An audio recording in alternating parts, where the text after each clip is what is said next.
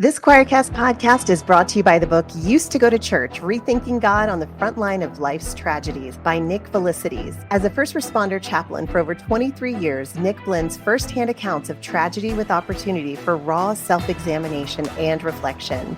For the spiritual but not religious who want to pursue God outside of the walls of organized religion, Used to Go to Church is an invitation to rethink faith and open up to a life centered on grace, mercy, and love. Find it today on Amazon.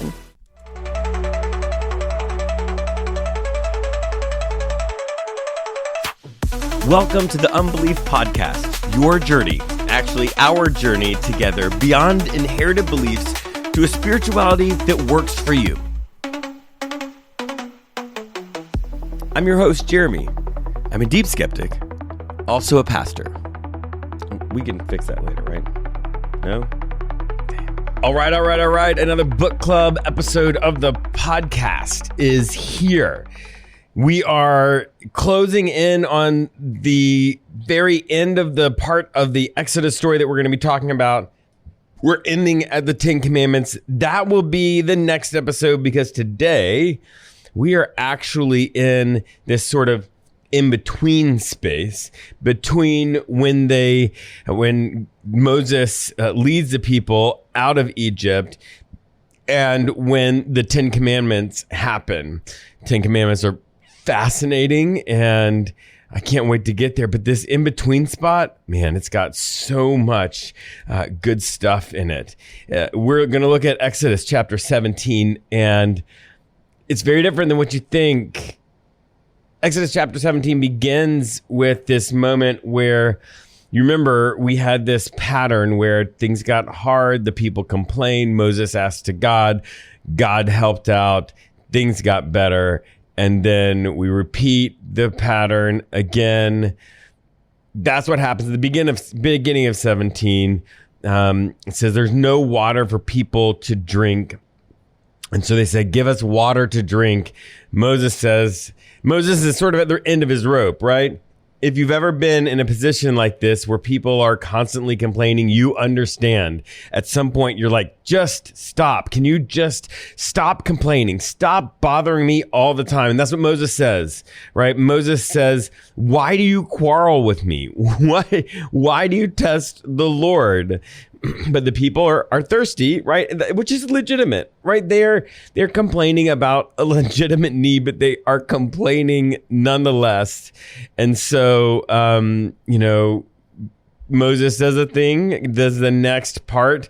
He asks God, and God says, go ahead of the people, take some elders, take your staff with you, with which you struck the Nile, and go. And he says, I will be standing there in front of you at the rock at Horeb. Strike the rock and water will come out of it so that the people may drink. And so Moses does this and the water happens and everybody, right, we are in the same pattern. And the pattern, we're going to get a break in the pattern. The next couple of things are not going to be about that. But here at the end of this pattern, it's important to just talk about patterns. There are patterns in our lives that are not helpful. Patterns in our lives that we just continue to allow to happen.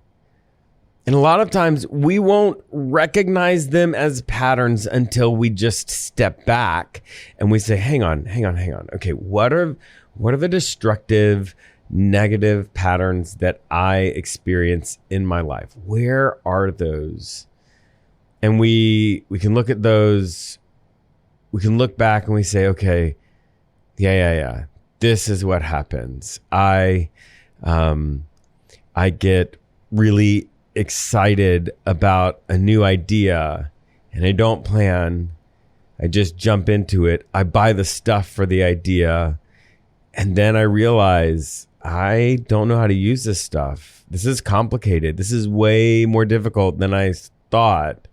And then I get frustrated and then I lose interest and I end up with this expensive stuff that just sits in a box until I get another idea. And I repeat the same problem over and over again. Yeah, those patterns in our lives. Like if you want to like work to become the best version of yourself, one of the really helpful things you can do is to just go and think on your life. Think about the times that you're frustrated, when things are difficult, and ask yourself, how did I get to that? And is this a pattern? Is this something that I do every time? Because if so, we can figure out how to disrupt the pattern. Like maybe you don't buy the stuff right away. Maybe you spend some time learning and practicing and working on some skills before you buy the stuff. Or maybe you find ways to do it with what you already have until you are sure that like, no, this is something I really want to pursue.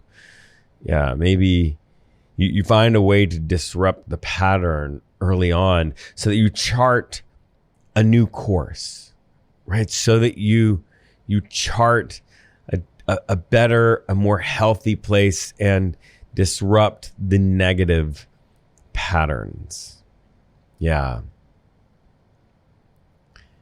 So the end of chapter 17, it says, then Amalek came and fought with Israel at Rephidim. So Moses goes to Joshua. Joshua is going to be a really important figure later on in the story.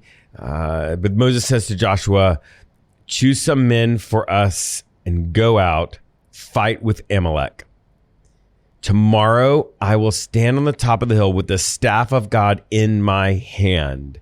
Right? This is the staff that God has used in multiple times, in multiple ways to sort of convey God's power. We just saw it, right? The staff strikes the rock, or Moses uses the staff to strike the rock, the water comes out. And so Joshua does exactly as Moses tells him, and he goes out to fight with Amalek. And then Moses, Aaron, and Hur. Aaron is his brother. He's been around Hur. Yeah, like this is another guy. They go up to the top of the hill. And it says, whenever Moses held up his hand, the staff, Israel prevailed.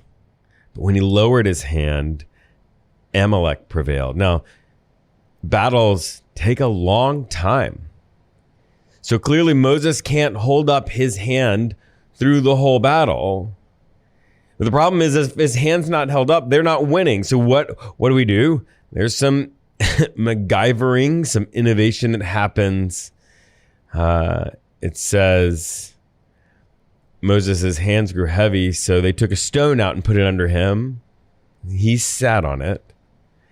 And then it says Aaron and Hur held up his hands, one on either side, so his hands were steady and still the sun set. And Joshua defeated Amalek and his people with the sword. Wow, this moment is so beautiful to me because of the way all of these characters interface with each other and with God, right? There's not God snapping some divine finger, and the battle is won. There's nothing like that, right? There's no magic here in that sense. There's a partnership between God and the people have to fight, right? Joshua has to lead them into battle. But in the battle, they can't do it on their own. Right? They actually need God's help, which is this story, this part of the story is something that in different times in my life has really resonated, where I feel like there's something I need to do. I can't do it myself. Like I can't fully do it. I have some skills, but this is stretching me beyond what I can. And I remember times in my life where I would say, okay, God, I need some help. Yeah. In the New Testament, the Holy Spirit is talked about in this way, that the Holy Spirit will help you be the person that you can't be on your own. This idea that the divine will come and give you resources to be the person you need to be, to do the things you need to do. You've got to do them. You've got to try, but the divine will help you extend beyond what is possible with your own skills. And that's what we see here. But up on the mountain where Moses is, right? Moses has a task similar, a task that he cannot do by himself. All he has to do is hold up his arms, but he is human. Humans can't hold up their arms all day. And so Moses is faced with this similar challenge, this thing that he has to do to make the thing happen that he can't do by himself. But it's not God. It's not some miracle, some force that allows Moses to hold up his arms by himself. It's people. It's Aaron and Hur. Aaron and Hur are up there with him, and they hold up his arms. I love this. I love this from both sides, right? Like this idea that you get to a place where you can't do it, and you can't do something, you can't do it on your own, and it's your friends. It's the people with you, the people who are standing right there next to you who say, no, I've got you. I've got you. Yeah. I've had some hard times in my life that in the midst of it, oh my gosh, I couldn't do it. And one of my friends says, no, I got you. I'm going to text you. I'm going to check up. When things are hard, I'm going to take you out for a beer. I got you. I've also been on the other side. I've been on the Aaron side as well, right? Where I'm working with someone who I admire deeply, who is doing some wonderful things. I've worked with people who are sort of at the end of their career. They're like at peak skill, at peak experience, at peak knowledge, but their body is just not able to do it all. And there's been a couple of times in my life where I've gotten to hold up their arms, not literally, but like support them in the way that allows them to continue on to finish their race with dignity and with, power and ability. Yeah. To be Aaron and Hur, to hold up the arms of someone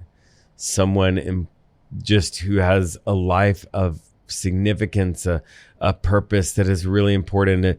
And maybe in that moment, your purpose is not to do the thing that they're doing. Your purpose, your role on the earth right then is to hold up their arms. Not anything fancy, not anything that's going to get you a lot of credit.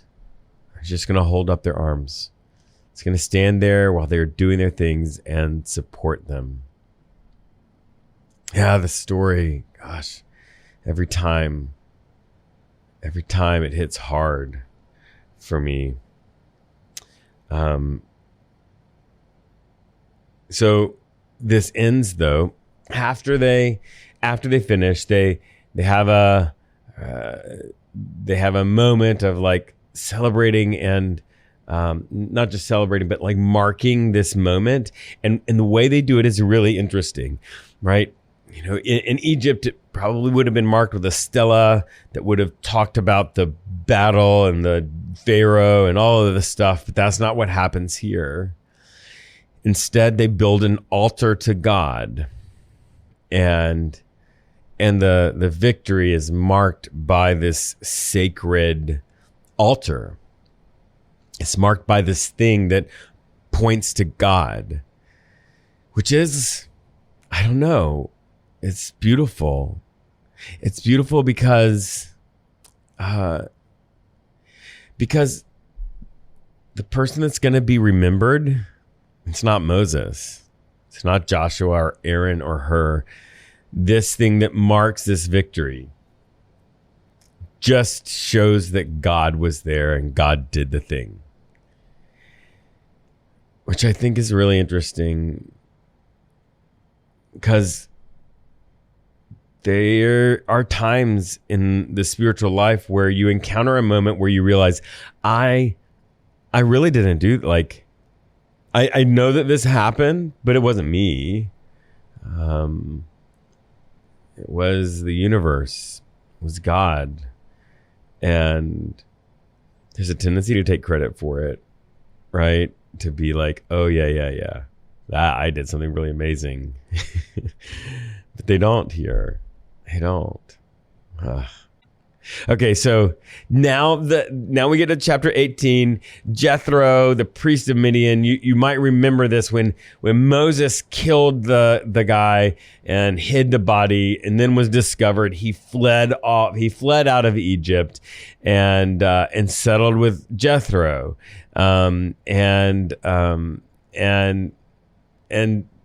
married Zipporah, and which was Jethro's daughter. And so this is his family. And it says Jethro heard all of what God had done for Moses and for Israel. And so Jethro comes, right? It comes to Moses. And Moses goes out to meet him, and there's this beautiful like reunion where they haven't seen each other in so long, and Moses just tells him all of what happens, and Jethro's response is like, yeah, blessed is the Lord who has delivered you from the Egyptians and from Pharaoh. Now I know that the Lord is greater than all gods. We talked about the recognition of polytheism in the last one of these, but Jethro converts, right? The story of all of this, he joins this religious community that Moses is leading, and it's so beautiful. There's no manipulation. There's no turn or burn. There's nothing like that. It's just telling his father-in-law what happened. And father-in-law says, no, yeah, these are our people. And then it transitions in verse 13, says, the next day Moses sat as judge for the people while the people stood around him from morning until evening. So the idea here is that Moses is sort of settling disputes. He's the judge in the way that judges are today, making sort of legal pronouncements. And, somebody comes and says, oh, this person didn't pay me as much as I should have had. And Moses will listen to it and say, okay, your thing is, you're asking for too much. That person is asking for too little. We're going to meet somewhere in the middle, right? That kind of thing. But it's just Moses. Moses is doing it all himself. And there's a lot of people here. And Moses, which is interesting because, like, so far it makes sense why this would be the way Moses would approach it, because so far it's kind of all been on Moses, right? The whole thing. Moses has had Aaron help him and had some people around the periphery doing things, but this so far has all been on Moses's shoulders. He's been the leader. And so what happens when he leads a community out and they're living together and they need to have a judge? Well, he's the leader. He's going to be the judge between all of the things. And so he sits in judgment. And the other thing about people like Moses who have led people out, right? When you have had that role, all of a sudden, people sort of defer to you. They will, let you do your thing, and they won't challenge you, right? Because you've earned respect, you've earned status, and oftentimes that whole way of existing in the world ends up leading to some things that can be pretty unhealthy, right? Moses is working from morning till evening every single day, and it appears that nobody's speaking up, right? Everybody's frustrated because Jethro is there, and Jethro says, "Oh, hey, what are you doing? Why are you sitting here alone while all the people stand around you from morning till evening?" And Moses is like, "Well, because people come to me to inquire of God. When they have a dispute, they come to me, and I decide between one person and the other, and I make known to them the statutes and instructions of God." And Jethro, Moses' father-in-law, says to him, "What you're doing is not good." Which I feel like Moses has not heard in a long time, right? As he is, the people have complained for sure, but nobody has looked at his leadership and said, "Moses, you don't know what you're doing," right?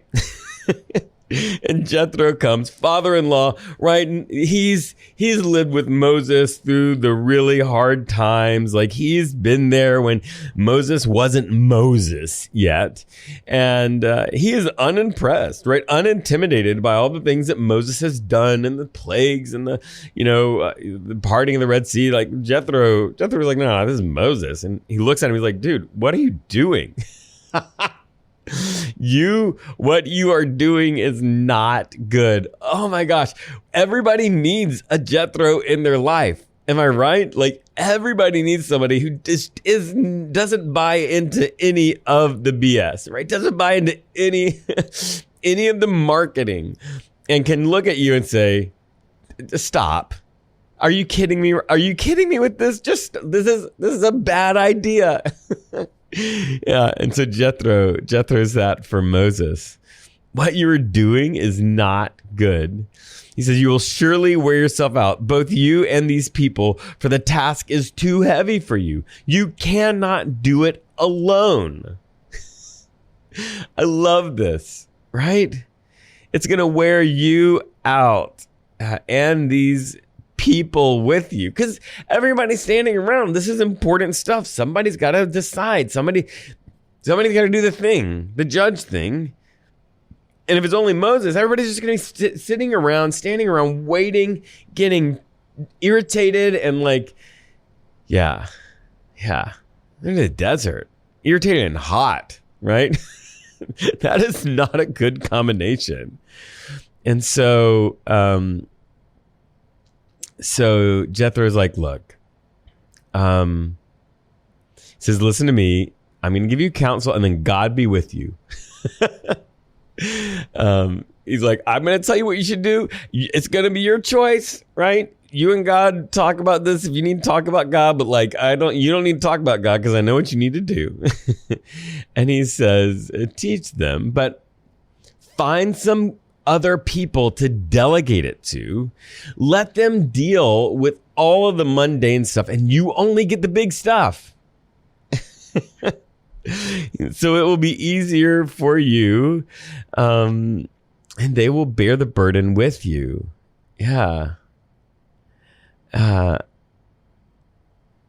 So then it says in verse 24, "So Moses listened to his father-in-law and did all that he said." Oh, this is so great. So great. So great because you've got the truth teller, Jethro. But it's also great because you see that while Moses can do all kinds of things, while Moses has this great connection with God, and while God is using Moses to, part the Red Sea and all of the other stuff, Moses is a horrible administrator.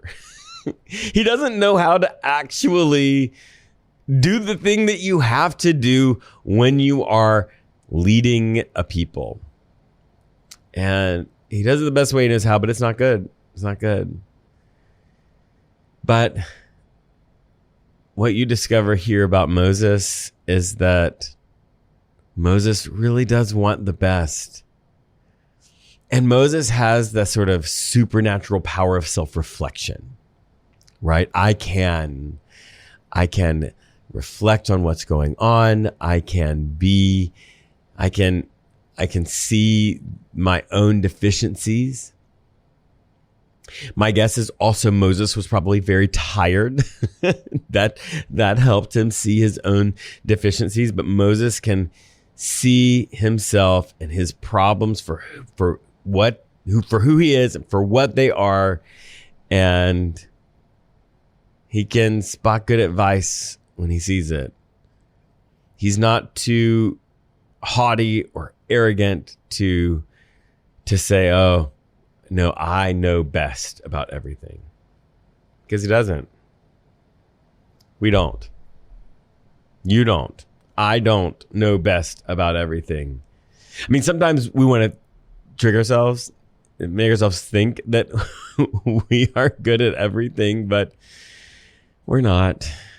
And what we need is to be able to see our faults and also to be able to surround ourselves with people that will point them out and give us good advice.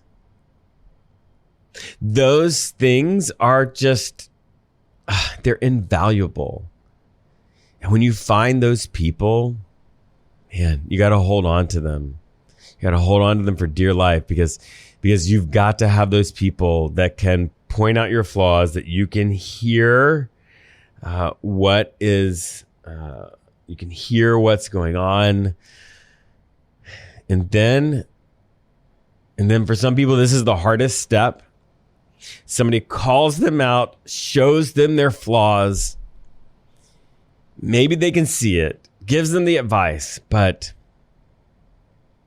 you've got to take the advice. You've got to sacrifice your ego. You've got to say I was wrong. You've got to do the thing they said to do.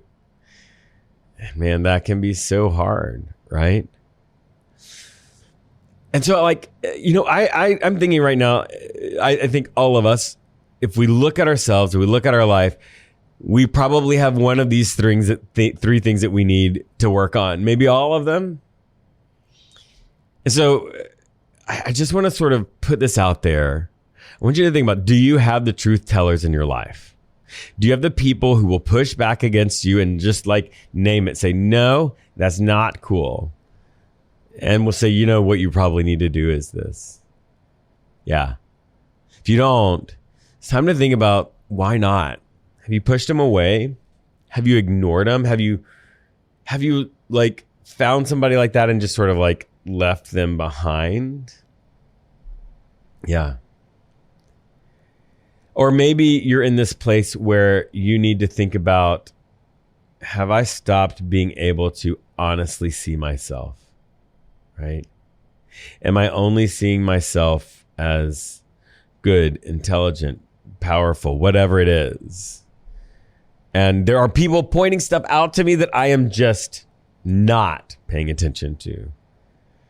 Yeah.